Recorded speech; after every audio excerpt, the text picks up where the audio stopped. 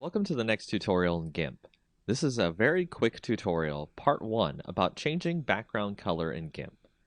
It's actually a very quick way to do this in GIMP, especially if you have an image that already has a background color you'd like to remove. So, the fastest way to change the color in your background is go up to Colors, Color to Alpha, and then you will see that there will be a color picker that you can pick down here, a little drop down box from blank color to alpha, and then you can click on this little eyedropper here, click on the image, then go back to your color picker, press OK, and you'll see on the preview that it has removed the color from your background. Click OK there. The color will have been removed from your background. You may now add a new layer to your image. Make sure to have it as a transparent layer. Drag that layer beneath your current layer, which you removed your color by putting it into alpha. And then you can use the bucket fill tool to switch to any other color you'd like to add to your image. And that is the very basics about changing a background color in GIMP. Welcome to the next in our tutorials about GIMP. In this next tutorial, we'll show you how to create a contrast mask for your image. To create a contrast mask for your image, you've opened a previous image you may have seen on our previous tutorials here. To start with, we will create a duplicate layer of the image. Then on there, we will right-click, click Add Layer Mask, and you want to initialize the layer mask to a grayscale copy of the layer. Then, show the layer mask so we can see what we're looking at. Go over to Colors, Invert, and then you want to also give a filter, Blur, Gaussian Blur. And then set that to about 4 or 5 on the blur radius. Next, go back to your layer mask, click Show Layer Mask to turn it off, and there you can see we have our contrast mask on our layer. Now make sure to set your layer to overlay instead of normal, so that way you can see our contrast on top of our bottom layer in GIMP. And you can change the opacity, so you can change the contrast through this contrast mask in GIMP. And that's all you need to know about making a contrast mask in GIMP. Welcome to the next in our advanced tutorial series in GIMP. In this tutorial, we'll show you how to remove noise from photos where pictures have been taken that have a lot of noise in them. And here you'll see we have started with a picture that has a bunch of noise in it, and we're going to remove the noise, and we can do this in many different ways, including going to the filter option, blur. We can do a regular blur, or we can do a Gaussian blur. And a lot of people like to use these blurs to get rid of the noise in the image. However, there is a better tool to get rid of the noise in images. It is an extra GIMP plugin that you can go find. Once you download that and put it into your GIMP program, you'll see it under your Enhance Filter options, and it's called Wavelet Denoise. And Wavelet Denoise will allow you to bring up this dialog box that produces a better algorithm to remove the noise from your images. And when you go into it, you can see a preview of the image and the noise that will get reduced. So you can move around and find where most of the noise is coming from.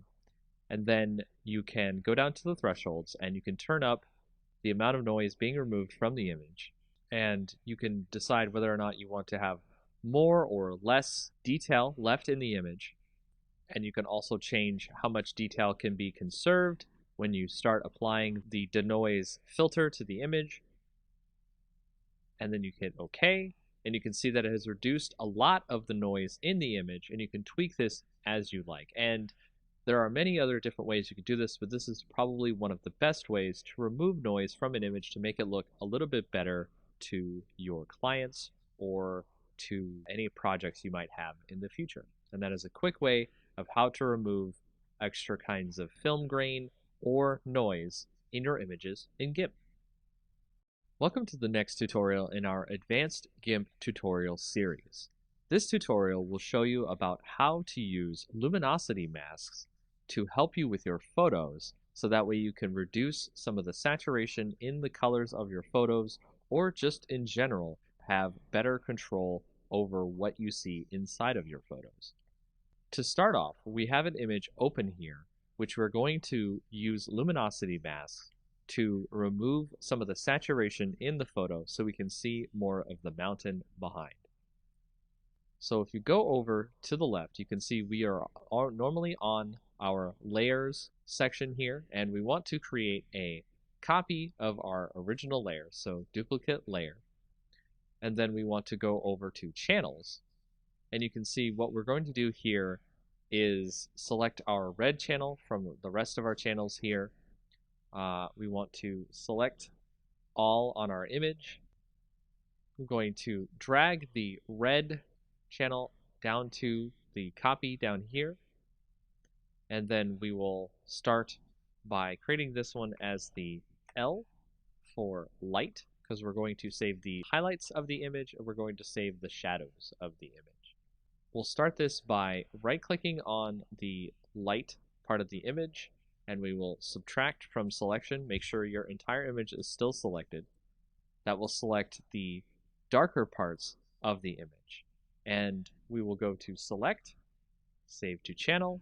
That'll actually save the shadows of the image. So we'll save that as D for dark. And then if you right click on our layer again, our light channel here, click subtract from selection one more time. It gets even further darker, and we'll save that as DD. And then we'll go back to our lights again, subtract from selection one more time, and we'll save that as DDD. So that way you can see all the different shadows have been saved now out of our image, and we'll now go and save the lighter parts of our image instead of our darker parts. So select none, then go to our darker parts of our image, select all, and when you do this, you will get the lighter parts of the image instead of the darker parts, and you will do the same thing as you did before, which is you will click Save to Channel, and then I'll save this as LL, go back to the dark parts, subtract from selection, and we'll do it again. Select, save to channel, and then we'll save that as LLL. In doing this, you will have created a whole bunch of different channels for your different shadows and highlights in your image, and we'll be using that as a part of our layer masks to create luminosity masks. Now, if you go back over to the layers, you can click on your copy, which I'll set here as light mask, and then I'll make another copy of this, which we'll call the dark mask. And then for the light mask, we'll right click and then make sure that your selection is none. So we'll right click on the light mask, click add layer mask. Instead of normally you would make it white, we'll set it to channel. And you can see under our channel, we actually have all of our different channels here for our shadows and our highlights. So if we go to our light channel, we can add that, and it will actually change it so you can see our light channel removes all of our shadows from the image.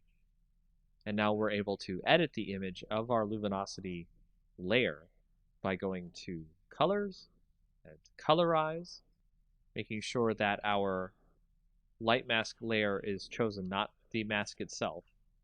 And with the sliders here, you can see I can change the hue of the image to make it a lot better, and the lightness of the image, so that way it can come through without too much saturation going on in the image. And you can compare that to the original image, which you'll see here.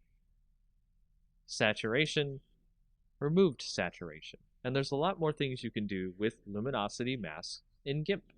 Welcome to the next in our tutorials about GIMP. In this advanced tutorial, we'll show you how to do some tone mapping on the images that you might need to get some extra color or some extra different shadows and cool things that you would like to get on your photos. Starting out, what we'll do is take a picture right here. I've got a picture of a good night scene. We'll go ahead and start is we'll create a duplicate layer of the night scene. And what we need to do is create a special enhancement filter called Advanced Tone Mapping. Now, this doesn't normally come with GIMP, so I recommend that you go find a plugin for Advanced Tone Mapping. It's very easy to find on the internet. GIMP itself has a repository of plugins that you're able to find Advanced Tone Mapping. And once you get that and install it into your GIMP plugin folder, you're going to go into GIMP and use Enhance Advanced Tone Mapping under the filters. Then that will show you a pop-up dialog window that you'll want to switch the copies of the merge layer. You want to make it about 5. Press OK. It'll create a bunch of different colors and make the whole thing look really good. From there, you want to right-click on the layer and click Merge Down. And just merge down until you get one picture, one layer. Next, you'll want to go up to the colors and do levels. And on the levels, you want to switch that to maybe about 94, 93, or 92 on the gamma. Press OK there so we can get that into our picture. The next thing you want to do is create another duplicate layer. And then on that layer, you want to click Colors, Desaturate. And from there, you want to actually have it at lightness. You can do luminosity, you can do average. You can see that it changes the different shades of gray. But let's choose lightness, click OK. And then you want to go back over to colors, click invert, and you'll see all the different colors inverted here. Then you want to go to filters, blur, Gaussian blur. And you want to set that blur to about, I think I want to do 20. 20 here seems fine. So now to blur the whole image, what we're going to do with this blurred image is we are going to switch the mode on the top layer here to overlay. And now you'll see it has overlaid onto our image down below. And you want to tweak this by using the opacity bar over here on the right. So we're going to set that to about 48, and then we will merge the layers down, and now you can see we have our new image that shows the different tone maps of color that are in our night sky image. And that's how you get some tone maps in your GIMP program. Welcome to the next in our tutorial series about GIMP. In this next tutorial, we'll go over a quick way how to do a coloring of a sketch that you might scan in or you have received on the internet. And it's really easy to start coloring in GIMP. To start, we'll go ahead and have our sketch open, as you can see right here. And we will go ahead and add a new layer above that sketch. So we'll go ahead and make that a transparent layer. And we will also make sure that that layer is set to multiply instead of normal, because if it is set to normal, you'll just draw the color over the sketch beneath that layer. But with multiply, it actually adds the color over the layer, but in a way so that the previous layer on the bottom shows through. So if you see right here, we've set our color to something that's a little bit more skin toned. Make sure to do that as well. Hit OK. And then we will start coloring in over top our sketch. And you can see just by coloring in here with the color that we picked, a nice skin tone color, we can start to get the sketch to look more like something that is 3D or an actual colored in sketch. Now this is a part of the longer process here, is to color in all the parts you need. So I'm going to do just a really quick once over, so that way it doesn't take too long and you can see the effects, but also we're not too worried about it being too messy. So as you can see there, I've colored in her face on this sketch. What we can also do is switch a little bit to the burn tool. We'll switch to the dodge and burn tool, then we'll switch to burn down here at the bottom on the options, so that way we can put in some shadows in the image where we think where the shadows are. And we can make sure to change your size of your brush. You can use that using the bracket keys on your keyboard. Left bracket, right bracket changes the size of your brush. And we'll brush in some shadows here on the image, right where the shadows seem to be. If you have a sketch that has the shadows on it, it makes it easier for you to burn in some shadows. And every time you click and burn in the shadows, it will stack on top of each other. So it will make the shadows darker and darker as you continue burning. Now you can see that there are lines here that we can easily tell between the color and the shadows. So from there, we can do a little bit of smudging. And smudging allows us to mix the colors together so that way they are not just lines on the picture. So we'll actually turn down the rate here of the smudging so that way it's not too obvious, and we'll start doing a little bit of smudging on the image here. You can make the lines turn into actual colors instead of very apparent as lines. And that is a very quick and easy way to get started with coloring in GIMP. Welcome to our advanced GIMP tutorial where we'll actually show you a way how to do digital black and white conversion. It's quite an easy effect to do. And we'll start by opening up an image that you might have seen before on a previous tutorial. We'll open that up and we'll show you how we'll be able to do the conversion here. Now, you can do a saturate effect in GIMP as well, but what I like to do is create a new layer. So we'll go over here and we'll go ahead and make a new layer. We'll make that transparent, that's fine. And from there, we'll also create a layer mask. So go ahead and add a layer mask to this layer. Make sure that it's set to white so it's full opacity.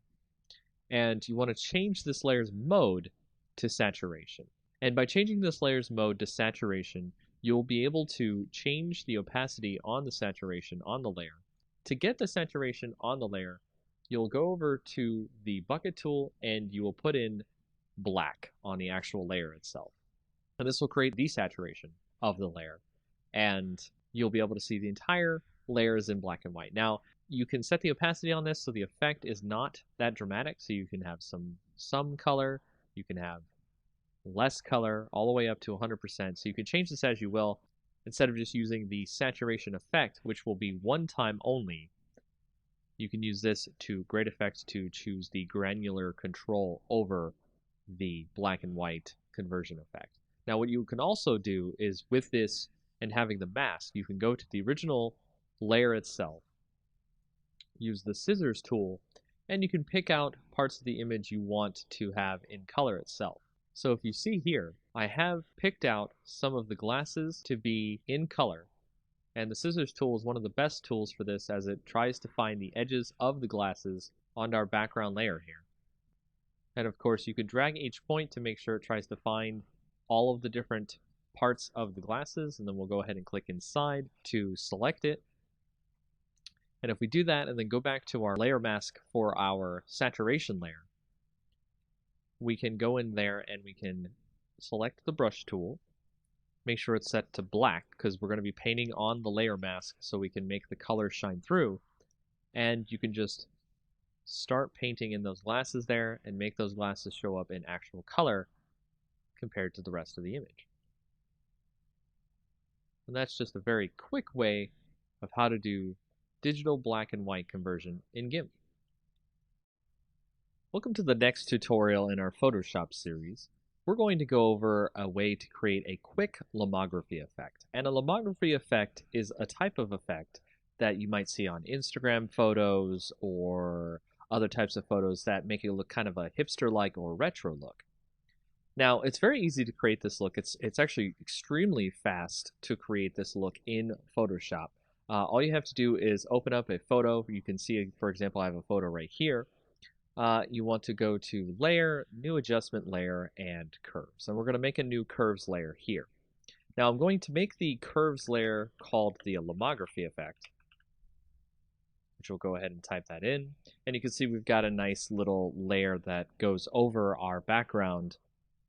It also has its own layer, so that way we won't have to worry about making the effect on the image and not having it affect the image permanently. So the way we start this effect is we go through and check out the curves. So we've got the histogram here, and we want to start out by actually putting a point here and dragging it down a little bit, which you see will actually drag down some of the shadows in the image. And then you want to put a little point up here and drag that one up, which will actually drag in some more of the light into the image. Then we'll go into the red, and we'll actually put a little point there, drag that down a little bit so we can get some more in there. But we actually want to drag the shadows up a little bit so we can get some more darkness depth to the image. We also want to drag up the end here as well and go to the green and do the same thing. Drag up a little bit there, drag down a little bit at the top. And then when we get to the blue, we'll actually do this a little bit different. We actually want to drag up on the previous one, and we actually want to drag down at the top here, which will actually add a lot of different blues to the image there. So if we go back to the original RGB, we can actually pull up the shadows a bit because we want to create that kind of soft tone in the shadows as well. And by doing that, that allows us to create a great lomography effect. It's actually kind of overdone here. It's a little bit too much on the image. So if we go to the opacity, and when you turn the opacity down to maybe about like 50, 55, you can see that it has put itself over the image, and you can see a nice effect on your image that gives it kind of a hipster or retro look. And you can turn on and off the layer to see the difference in the image as we put the Lomo effect on. And that's pretty much it for this tutorial. In our next tutorial for Photoshop, let's create a great lens flare effect for our photos.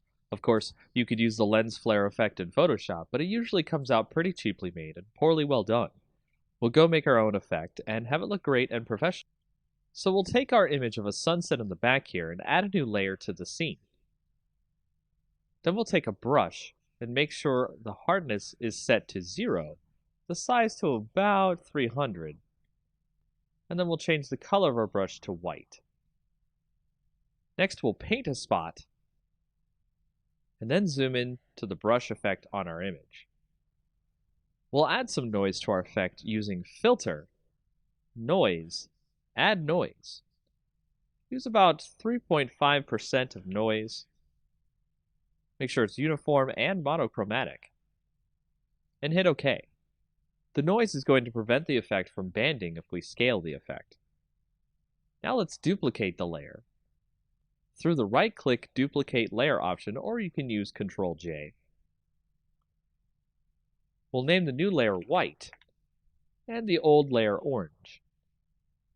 Next, we'll add color to the orange layer. Hide the white layer. Then go to Image, Adjustments, then Hue and Saturation. We'll color it by turning on the Colorize option.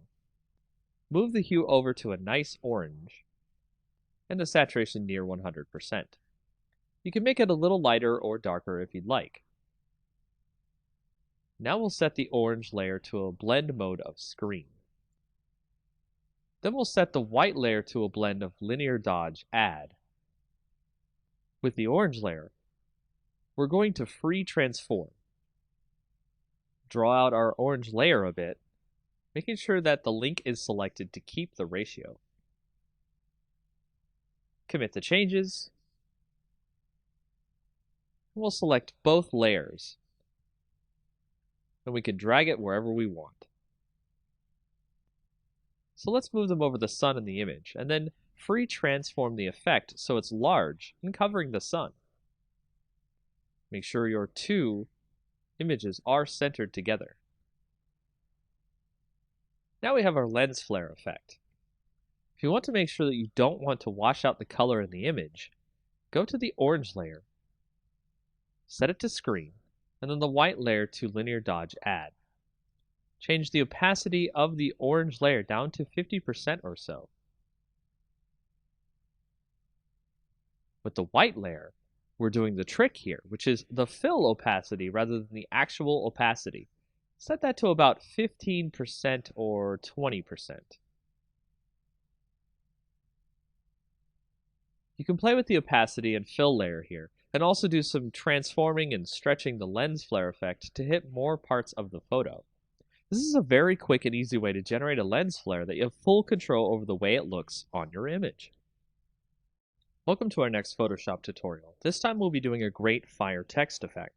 This can create a great illusion of text that looks like it's either made of fire or on fire. We've already started with a great fire effect image we'll use later in the tutorial. We'll proceed by opening a new file, making the height 1280 and the width 720. Change the background to black by using the Paint Bucket tool, and make sure the foreground color is black. Use the Text tool next, and a great tall font. I'll type the word fire here so we can see the effect on it later. Let's go to the blending options on our layer and add an outer glow. Change the color in the box here to F70300, then hit OK. Select the satin blending next and change that color to 872D0F, and hit OK as well. Change the opacity on the satin effect to 100%. Change the distance to 10 pixels, then hit OK. Now select Inner Glow. Change the blend mode to Color Dodge here. Next, change the color to E5C23B, then hit OK. Change the opacity to 100%, the size to 10 pixels, then hit OK. Now we're done with our text, so hit right-click on the text layer and rasterize our type. Now we're going to fade out the top of our fire text. So use the eraser tool and set the brush to 250 pixels with 0 hardness. Erase some of the text as you see here.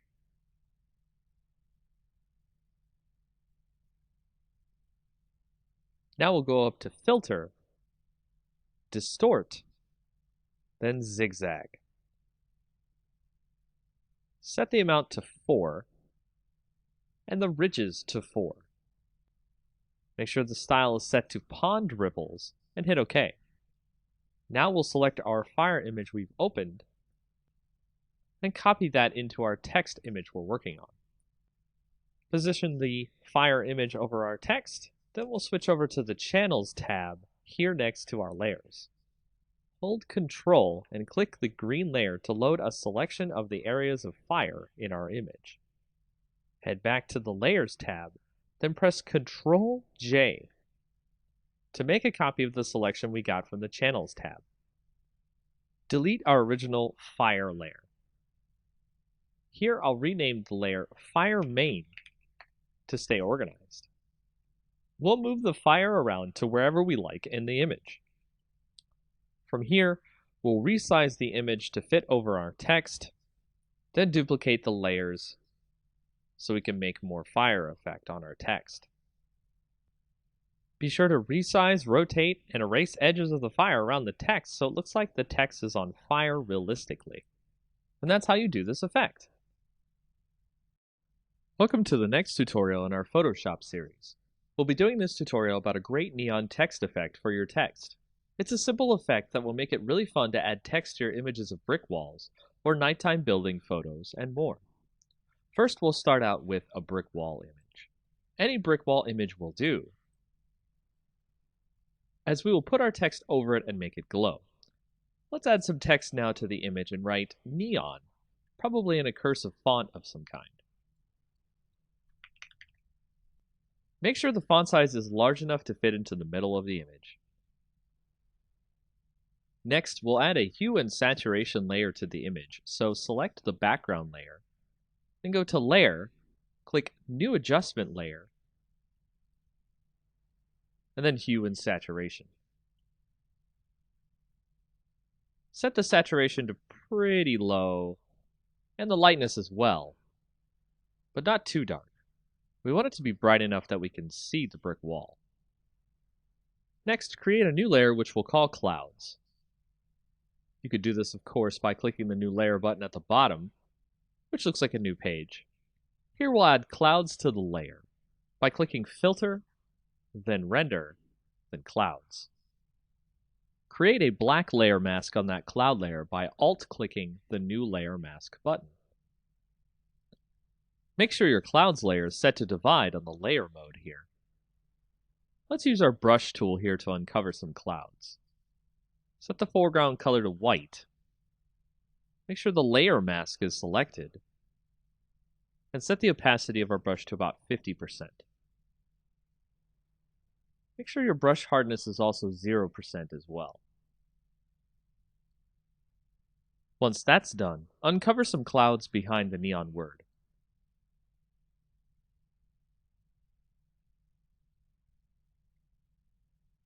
Next, we'll start working on our text. Make sure to change the font of the text to something blue if it isn't already. Then go into the layer blending modes. We'll add a bevel and emboss effect to the text, making sure the style is inner bevel. The technique is smooth, the depth 185, the direction up, the size 3, and the soften 16. We'll also add an inner shadow effect, where the blend mode is multiply, the opacity 40%, the distance 5, the choke 0, and the size 5. Then we'll add an inner glow effect, where the mode is screen, the opacity 75, the noise 0, the choke 0, and the size 8. Make sure to make the technique here source center. Then hit OK. Create a duplicate layer of that text. Put it below the top layer of text, then convert it to a smart object.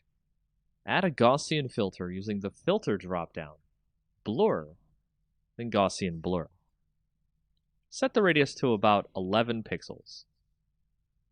Now we'll create the wire that the neon sign is connected to the wall by creating a new layer above the clouds layer. Set your brush first to one with a full hardness, then about 13 pixels in width. Use the pen tool here on the layer and click and drag out a line across the layers here in a curvy wave. Right-click on the line and click Stroke Path.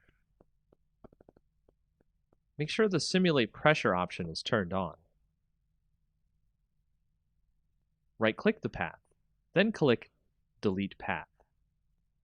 We'll add a blending layer effect to the line, bevel and emboss.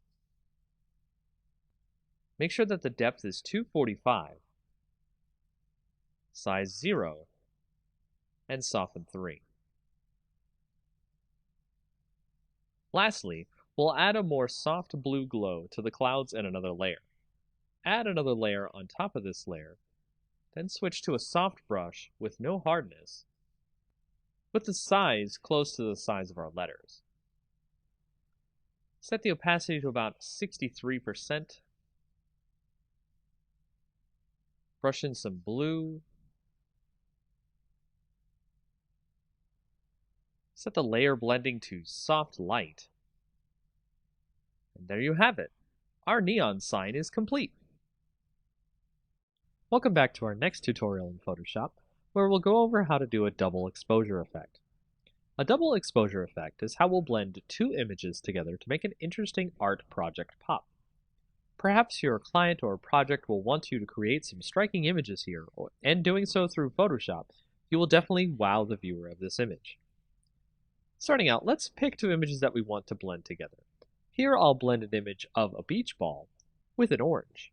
The idea of playing volleyball with a giant orange is pretty hilarious, don't you think? To start blending these two images together, I'll take the image of the orange, use the quick selection tool, and select the whole orange. Once I do that, I'll copy the orange selection into the image of the volleyball. As you can see here, the orange is way too large to be able to be blended with the volleyball. I'll need to scale the orange down to size. To do this, we'll need to make a copy of the volleyball layer to start off with. Drag the layer and make sure it's the top layer over the orange. Set the opacity to about 50%. Then we'll shrink the orange to about the same size of the volleyball. Do this by clicking the link icon up near the width and height. This way, with the opacity, we can see exactly what size we need the orange at.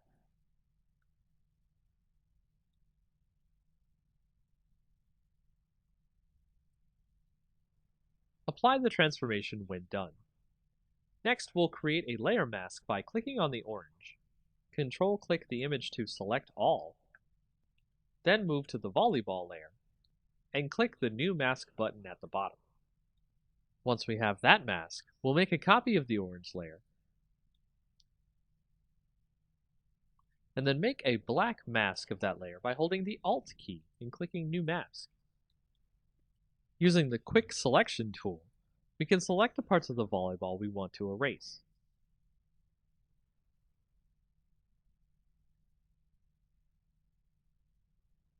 Once we've gotten the image the way we want, you can see that it has this great dual blend effect of having a volleyball that looks like a huge orange.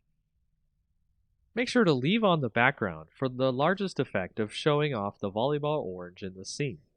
Now you know how to use layer masks to blend two images together. This next tutorial will go over the basics of how to create a great image dispersion effect.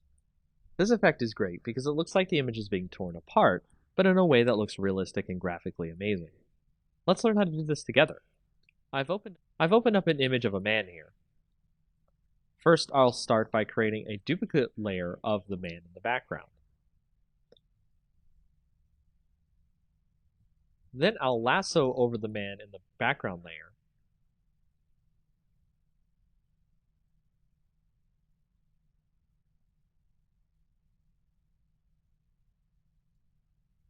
Right-click, and then do Fill.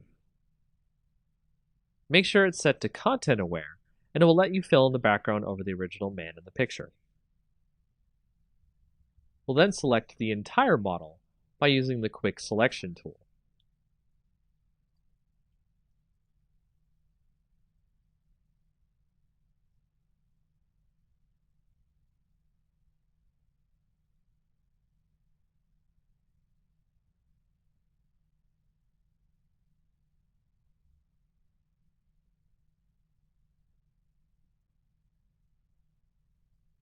From here, depending on your Photoshop client, you can use Refine Edge or Select and Mask and give more of a refined edge to the hair on the model, so we can pick up individual hairs and outlines. Before clicking OK on the Refine Edge, let's output the selection to a layer mask.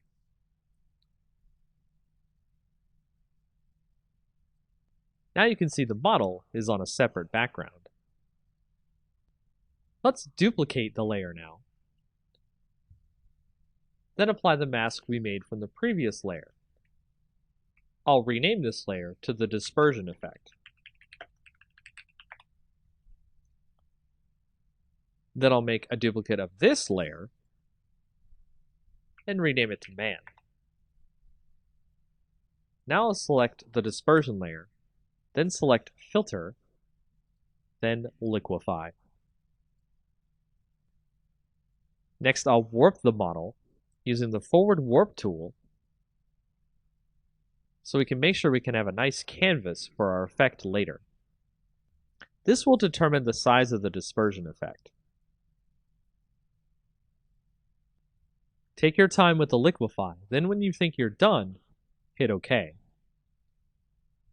Now we'll make another mask, which we'll do by hitting Alt before clicking the new mask button, the little circle in a rectangle, so we fill the mask with black. This way, our dispersion effect is hidden until we need it. Before we continue, make the original background layer with our picture of our man hidden, so we can edit effects in. Now on our layer called Man, we'll make a new mask with no black filled in, so just click the new mask button without holding any keys down. Once we've done that, make sure you're on the Man layer's mask. Make sure your brush is set to black for the foreground color. Select the brush tool, then select a brush that will give a great dispersion effect. There are brushes out there for free you can download that will give you the effect desired, so look for them. We'll edit the image to give a bit of a destroyed look. Then we'll switch to the dispersion layer and its mask as well. Switch the color to white, and start masking in, uncovering the warped layer we did earlier. This will give you the effect of a dispersion going onto the image and looks really great. Experiment with this feature. It will allow you to create some really interesting images. Smart filters are one of the most powerful features of Photoshop. We'll start this tutorial by showing you how we can make a smart object, add a filter to the image without it being permanent, and show you the power of smart filters that way. We'll start by opening this image of flowers here, and you can see that we have a great setup of a butterfly and some flowers. What we want to do is convert this image into a smart object, and all we have to do is right-click on the image, and then click Convert to Smart Object. Doing that will set us up for any filters we want to add to this image, and it can be quite addicting to add filters and mess with the image. So let's try to isolate the butterfly here from the rest of the image. What we want to do is go ahead and go to Filter, then go to Texture, and then Stained Glass. We'll fix the stained glass texture so that it looks smaller and looks good. We can see our butterfly in the back there. Next, we'll draw a nice quick selection around the butterfly. This is what we want to remain, and the rest stay in the stained glass filter. Last, we'll press Ctrl-I, which will put all the selection in black and allow us to see the butterfly. From there, we can tighten the mask around the butterfly so it looks like it's floating above the stained glass.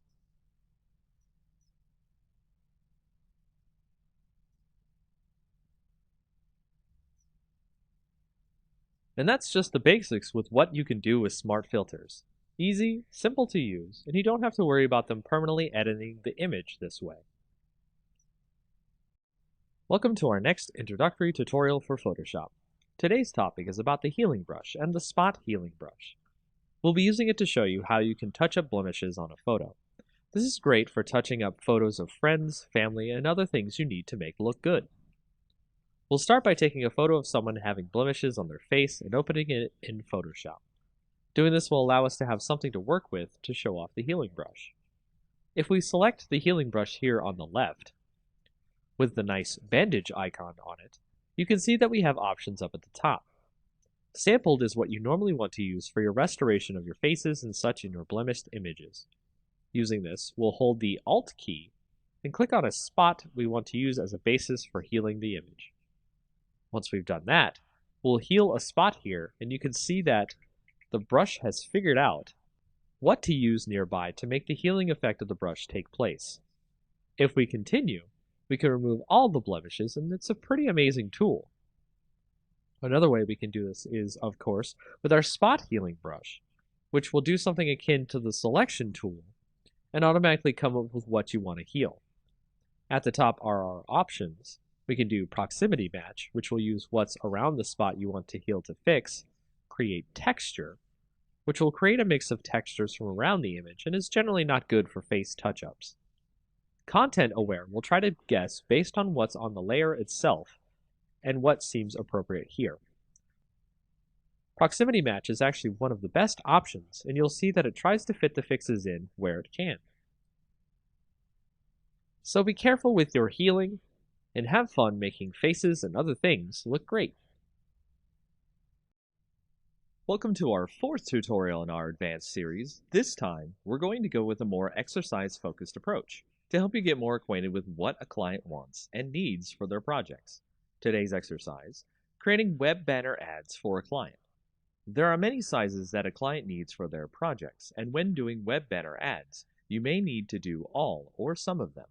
We'll go over the industry standard so that way you can make the banners needed for your projects. The first size we'll go over is the large leaderboard. It's 970 by 90 pixels. To start, we'll create a new image, and then we'll set the width to 970 and the height to 90. That'll give us the dimensions of the image that we want. We'll create a simple white background here. Then apply a quick text ad. Make sure your text is in black so it shows up on the background.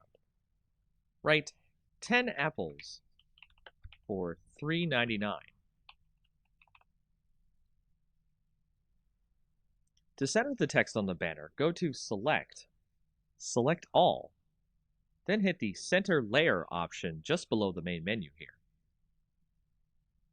From there, add an image of an apple.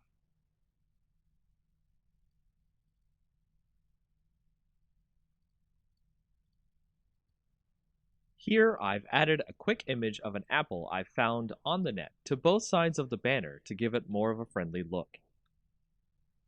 And if we were to be finished here, this would be the first type of ad we would have to create for our client. Next, let's create a half-page ad, which is a 300 pixel by 600 pixel version. First, save our image as a PSD.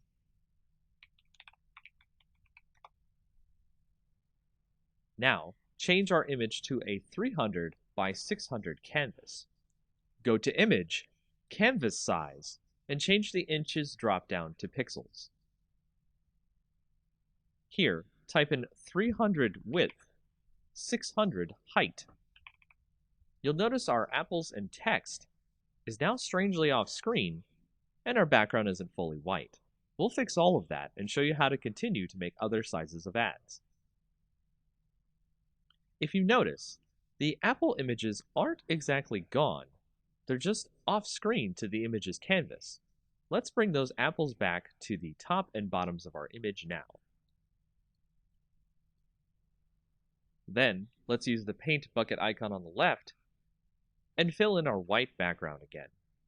Remember to click the correct layer, which should be the first layer in your order.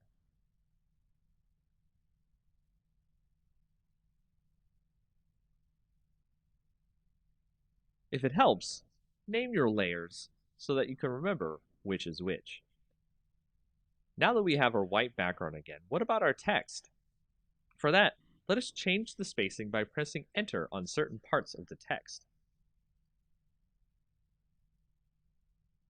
Here at Apples should do it.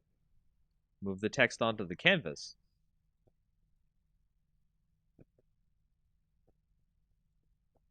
And resize the text as necessary. For vertical text, I like to use centered text under the Paragraph tab of the font properties for a more pleasing aesthetic. And there you have it. We have a new ad that can save as a separate PNG or JPEG from our original Apple ad. From here, we can create all the rest of the industry standard ad sizes: 160 by 600, 120 by 600, 336 by 280, 300 by 250, 728 by 90, 468 by 60, 200 by 200, and 250 by 250. See if you can make Apple ads for each one of them. Welcome to the third advanced tutorial in our Photoshop series. We'll be talking about the hue and saturation layer, which works similar to our other layer and adjustment tutorials. Here I have my own image open from before. To set up a hue and saturation layer, just like before, we'll go to Layer, New Adjustment Layer. Then put a new hue and saturation layer down on top of the original image. So with hue and saturation, we can see that we can adjust the layer's colors, hue, the saturation, how deep the colors are, or how light they are, to grayscale, or lightness, how dark or light in general the image is. In an image, you can make the colors much more vibrant by sliding the saturation more to the right than usual. Here we can see our copy image stand out much more visually. And if we change the hue towards more of a red spectrum, we can get the copy image to be very strong in color indeed. Use the lightness slider to make sure that things aren't too bright, as extremely vibrant color can be akin to looking into the sun for some viewers of your images. That's all for this tutorial, as you can change images you see fit to make them pop. Welcome to our second tutorial in our advanced line of Photoshop tutorials. This time we'll talk about some features that are similar to curves, but do things in a more individual way: brightness, contrast, and exposure. Just like before, we'll start out with our image available. As before, we could alter the image from the image drop-down and brightness and contrast under the adjustments, but we'll create a new layer using Layer, New Adjustment Layer, then Brightness and Contrast. That way we can adjust without permanently changing the image. Once in the adjustment layer, we can see that we have a brightness slider and a contrast slider. Tweak your image using these settings. Left is less brightness, making it darker. Right is more, making it lighter. Negative contrast washes out the colors, while positive contrast makes the colors stand out more, but it can make the shadows too dark. Next, we'll add an exposure layer. Go to Layer, New Adjustment Layer, then Exposure Layer. Doing this, you can see we have more sliders here. The exposure slider going from negative to positive can darken and lighten the image much like the previous layers. Offset itself changes the absolute light and darkness in the image, so treat that option with care. Gamma correction allows you to add and subtract gamma, general lighting, to the entire image. It starts out at 1, and going left adds more gamma, while going right subtracts gamma. Using all these options allows you to tweak the image as you see fit, so you can make best use of lighting to get the image you want right for your projects. Welcome to our first and a more advanced series of Photoshop tutorials. Here we'll talk about some interesting settings and techniques that will get you more acquainted with Photoshop in general. Let's talk about curves. Curves is a setting in Photoshop that allows you to get richer tones and colors in your pictures. To start, we've opened up our usual copy image here, and we'll click on the Image drop-down, then Adjustments, then Curves. You can also hit Ctrl+M at the same time.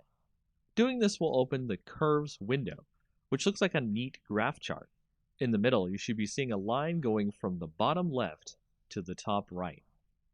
If you want to apply a quick preset which will set the settings for you, you can click the drop-down and change from the default to other settings in the list.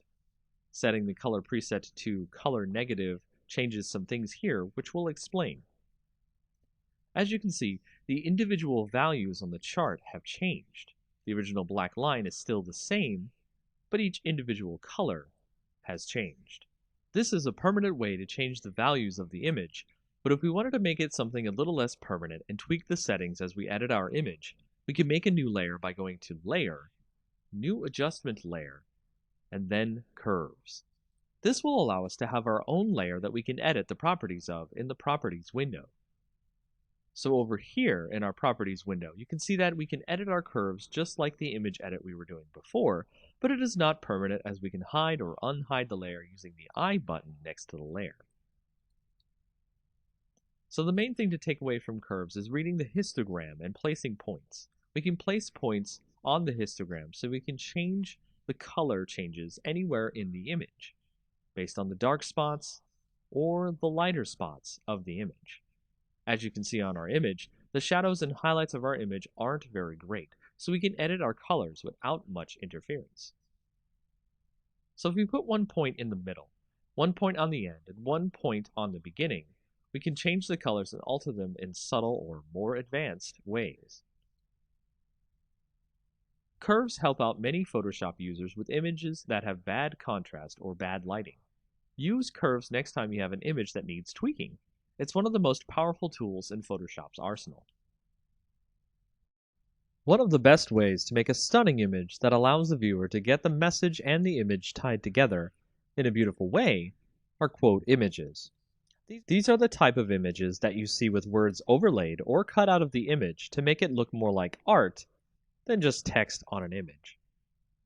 To show you how to create this image that I have here, let's start with a generic background so we can make something stand out. I went and I found a picture of a pile of leaves. This will be our base that we'll use to create the image. The words that we create will go into the leaves to look like they're coming out of the leaves. To start, I'll write the words life. It's never too late to jump in over the leaves itself. Doing so creates the usual text over image effect, which is fine on its own, but we want to make the words look as if they're underneath the leaves or coming out of the leaves. To do this, let's create another background layer copy on top of the text. And we can drag the opacity down enough so that we can see the words behind it. Doing this will allow us to see what leaves overlap onto the letters, and we'll begin extracting the letters using the Quick Selection tool. We'll do this so it has some of the leaves on top to make the letters look good and buried. This is the most time-consuming process of this effect, as again, you want to make it look like the leaves are laying on top, so take your time to get the leaves to look good. Next, you'll want to create a layer mask after you've selected your leaves on your background layer copy. Click the new Layer Mask button. Change the opacity back to 100%. Next, you'll want to add a drop shadow to your top background layer, so the leaves create a kind of 3D effect on your letters. The last effect we'll make here that makes the letters look like they were placed there instead of just added to the image is a texture that looks like rough paper or stone. Do this through the Pattern Overlay effect. Change the opacity just down to about 20%. This will allow the text to look like it was placed into the leaves instead of our viewer thinking we added them manually. And that's it for this effect. It's a simple one that really makes some images pop and gets some great views. In this project design tutorial, we'll go over how to make a Facebook cover page. Facebook cover pages are similar to our YouTube cover pages in that you can make them as expressive as you or the client wants. As before, we want to open a new image with the correct size. The standard Facebook cover size is 851 pixels by 315 pixels. Let's open an image with this size now. From here, we'll do as we did before and create something a little more exciting like our YouTube cover image. Let's make this one about science and grab a picture of a laboratory background.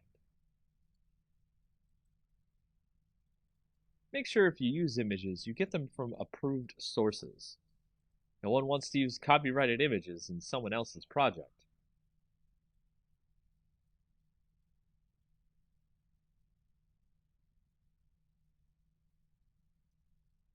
Here we'll add some text, as well as maybe some other social media URLs in our image to give the impression that the page is outside of Facebook as well.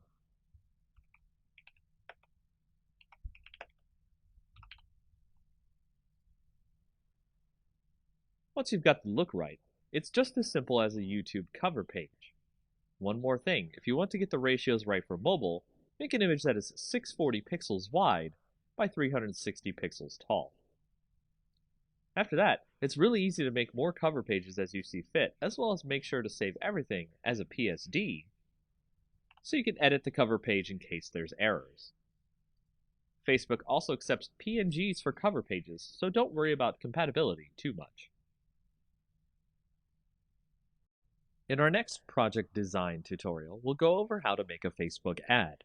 Facebook ads are similar to the industry standard ad designs, so we'll go over the basics really quick and then design an ad in a standard size. Single ads are the easiest type to do, as the other options Facebook gives you for ads are multiple image ads, video ads, and a few more. As before, we want to open a new image with the correct size. The standard Facebook ad size is 1200 pixels by 618 pixels. Let's open an image with this size now.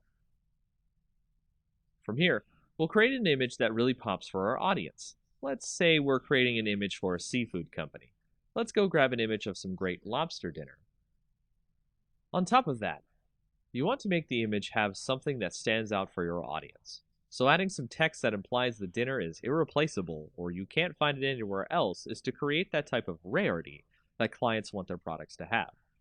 This is not necessarily true of every ad you make, but a nice quip or message about the product you're advertising will help with the ad. We'll add that in, and then we'll touch up the image by adding a quick inner glow filter, and adding more of a vignette look by adding a dark glow, but only around the inside edges of the image. After that, you're done and ready to continue making more ads for Facebook pages. These are the ads you typically will see in Facebook feeds. For our next project design tutorial, we'll work on creating some great YouTube channel art for yourself or for any clients using Photoshop. Let's get started with the correct size for YouTube channel art. Open a new file, and then set the width to 2560 and the height to 1440. As you start off here, you can see there's a lot of space for you to create some good channel art. What I recommend here is starting out with the theme of your channel or your clients. Is it a science channel? Is it a space theme? You'll need a good background here to show off the tone and mood of the channel in question. Let's assume space is the theme here. I've gone and grabbed a freebie space background here and imported it into the image. With this, we can have a nice canvas of art to build the YouTube's mood and image from. Our imaginary space YouTube is called Deep Cosmos. So let's create a great text effect to show off the name of the channel. First, create your text. Make it large enough to be visible.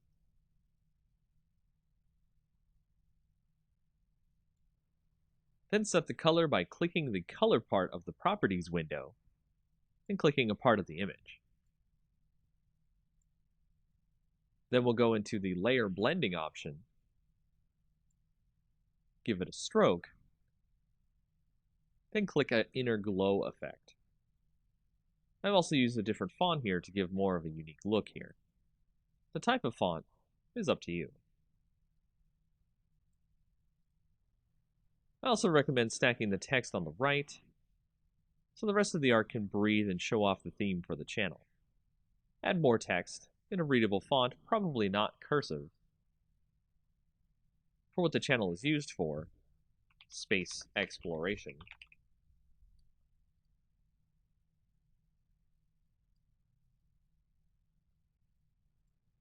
Any extra social media links. I'd not use any more than 2 fonts on your images as well, as it is a design error to use too many different fonts. And this will create a very basic YouTube channel art that will evoke a great wonder about what the channel is based around, and draw viewers in with its great visual design. Welcome to the next in our tutorials about GIMP. In this tutorial, we're going to show you how to change the background color in GIMP.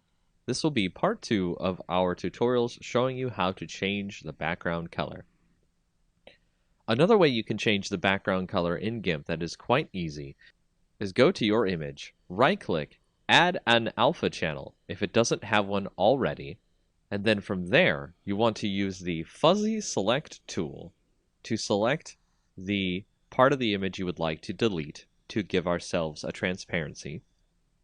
So you can see here it has selected all of the color besides the text itself.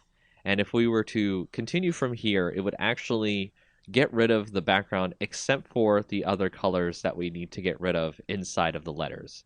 To add the circles inside the text, you want to hold down the Shift button, which will add a plus symbol next to your fuzzy selector, and you can now add those bits inside the text into your selection.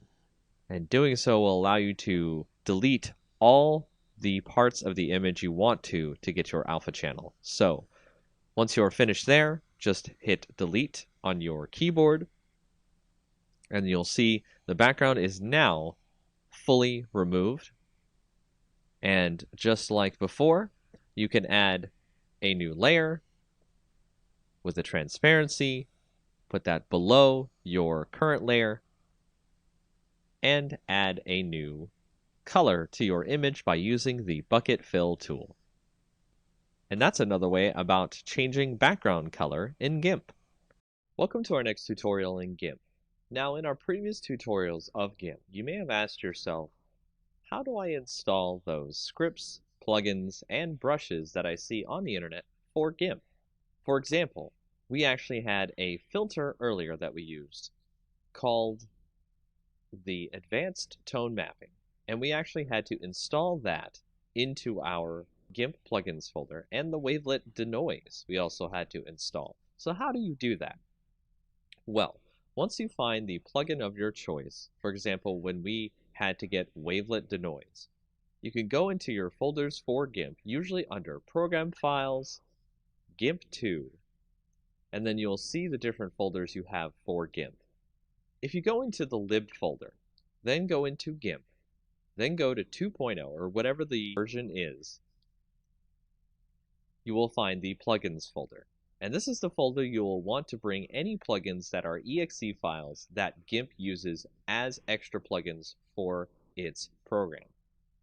As you can see here, the wavelet denoise program is where we put that plugin.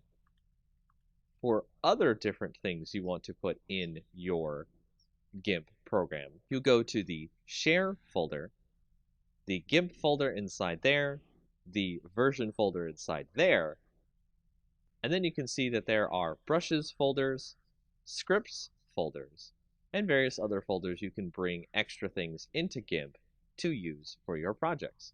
So if you have a script, for example, the Advanced Tone Mapping script, this is where it goes inside your GIMP program. And once you've put those files into the correct folders you need to put them in, all you have to do is restart your GIMP, and you are ready to use your scripts, plugins, and brushes. Welcome to our next tutorial in GIMP. In this tutorial, we'll show you how to use the Paths tool inside of GIMP. So go over and click your Paths tool here, and on the left in the tool options, you will see that you have the Design mode, the Edit mode, and the Move mode. The Design mode allows you to create points on your image that will create a path. To connect the paths together so that way you create a completed path, go to Edit once you are finished clicking on the last point for your path, and then click on the starting point of your path. That will complete your path. From there, you can move the path if you need to, and you can start doing a selection from the path or stroke the path if you need to. As a solid color pattern, you can set the pixels of the line, and so on. Another mode you can do with paths is you can create a new path where you can create a curvature to your path. And this allows people to create some very interesting and unique paths. To create this path, you must make sure that you have the polygonal option turned off. And that's a very basic way to use paths in GIMP. In our next tutorial of GIMP, we'll go over some of the color tools that you'll use on your images to change various parts of your image. Much like Photoshop, these are some of the main tools you will use to switch color balance, brightness and contrast, curves, and more. So to start off, we'll go to the Colors section, Color Balance.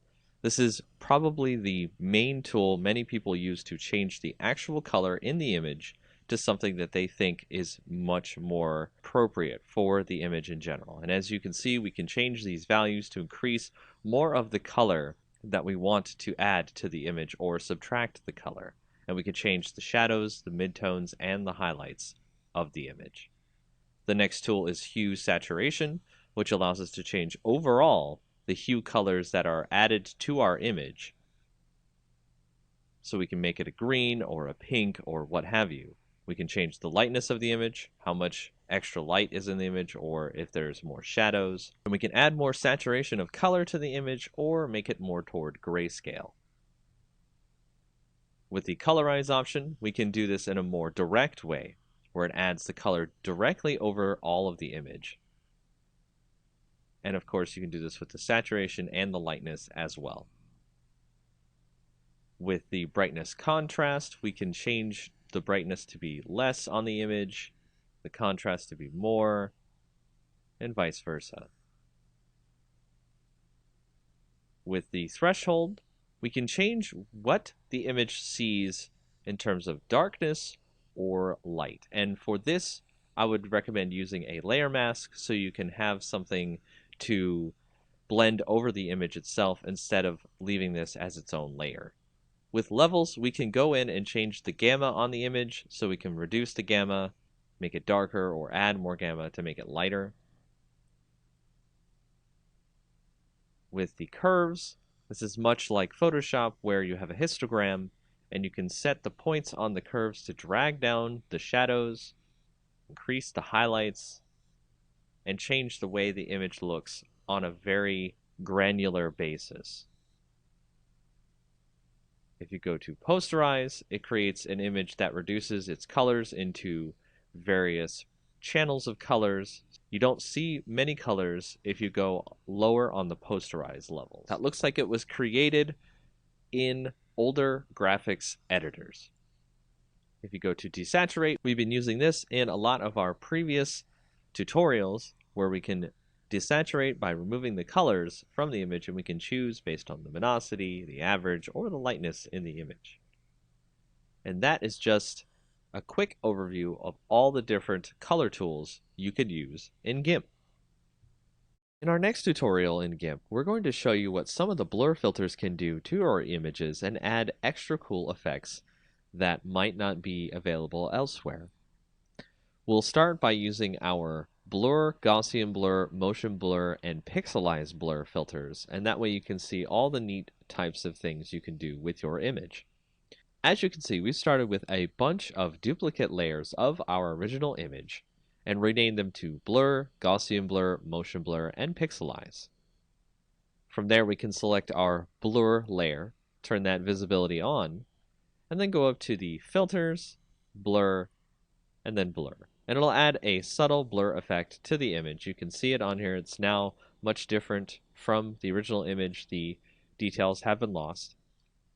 And then we'll go up to our Gaussian blur, turn that visibility on, go to filters, blur, Gaussian blur, and we'll turn the blur radius to about 11 seems fine. That's our Gaussian blur. And then we'll go to motion blur, turn that one on. Go to filters, blur, motion blur. We're going to make it a zoom, maybe about the center of the image here. The length of the zoom we'll put about 28, and it'll take a little bit longer to do this effect if your image is large. So now you can see that there is a kind of rush to get to the mountain look to the image. It's really cool. Then we'll go to our pixelize layer. Go to there, go to filter, blur, pixelize, and it'll create a kind of chunky pixel look to the image, so it'll actually kind of blur it out in something that's kind of like if you censor an image or protect someone's face or anything like that, you might see somebody has done something like this. So we'll set the pixel width to 7 and the pixel height to 7. And that is the pixelized blur on our image. So if we want to go back to regular blur, let's remove all the different visibilities of the other image. And we can change the opacity on this blur, so we can change how much of the blur obscures the image, which is okay. If we go to Gaussian blur, we can do this with our opacity in such a way where we create kind of a hazy look to the image. You can see it looks like it's in some sort of a dream. Then to motion blur, if you wanted to change the opacity on there, it creates more of a kind of like ray-like effect coming out from the image itself. So you can dial that in as much as you want or as you like. Then if we go to pixelize, we can do the same thing where we can turn the opacity up or down on that, but it just changes whether or not the blocks show up. What we can do here is we can select part of the image and we can create kind of a border in the image. And to do that, we've selected a spot in the image. And then you'll want to go to the pixelize layer, add a layer mask, make it the selection that we've just put onto our layer, but invert the mask because we want a border on the inside and not just the inside of the selection as our pixelized blur.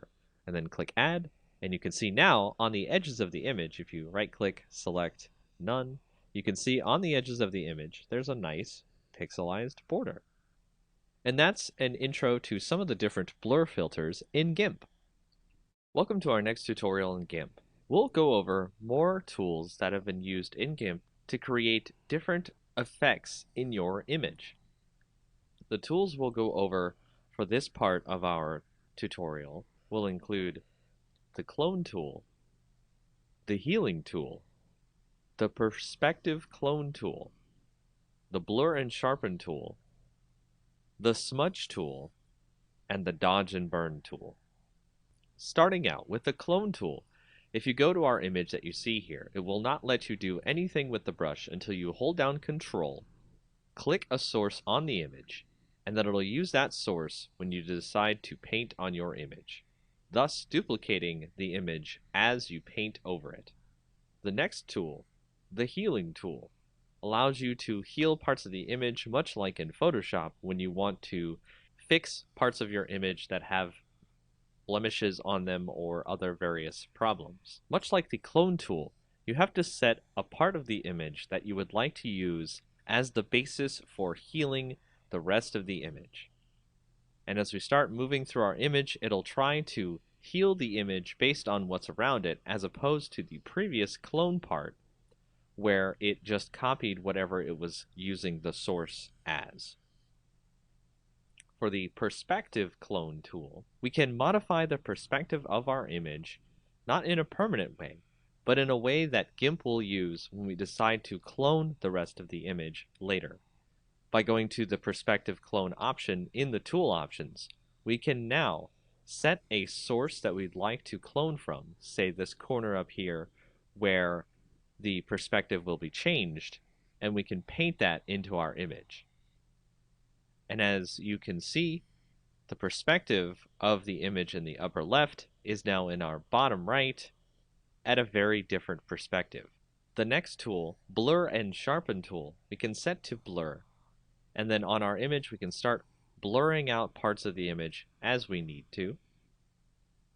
And then if you set that to sharpen, you can sharpen parts of the image as you need to. You can turn up the rate on this to increase the sharpen amount, so that way you do not have to sharpen more than once on an image.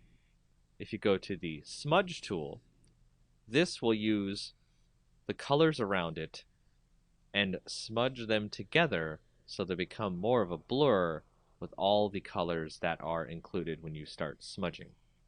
The next tool, the dodge and burn tool, allows you to dodge, which is lighten up the colors in an image, but also do burn, which allows you to darken the colors in the image, creating more vibrant color as necessary. And those are some of the more advanced tools you will use in GIMP. Welcome back to our tutorials in GIMP. For our next tutorial, we'll show you about the selective Gaussian blur and how it can be used to remove noise from your images. Just like our previous tutorials where we've shown you how to reduce noise, we can select part of the image that we want to remove the noise from. As you can see here, I have a selection. Then go up to Filters, Blur, Selective Gaussian Blur. And in that, you want to select where the delta is. That's basically telling the Gaussian blur how much of the image you'd like to remove the noise from, and set the blur radius so that way it can come out looking good. As we hit OK here, you can see that it has removed a lot of the noise from the image by getting rid of the noise through the blur. And that's just a quick way to show you how to do selective Gaussian blur in GIMP.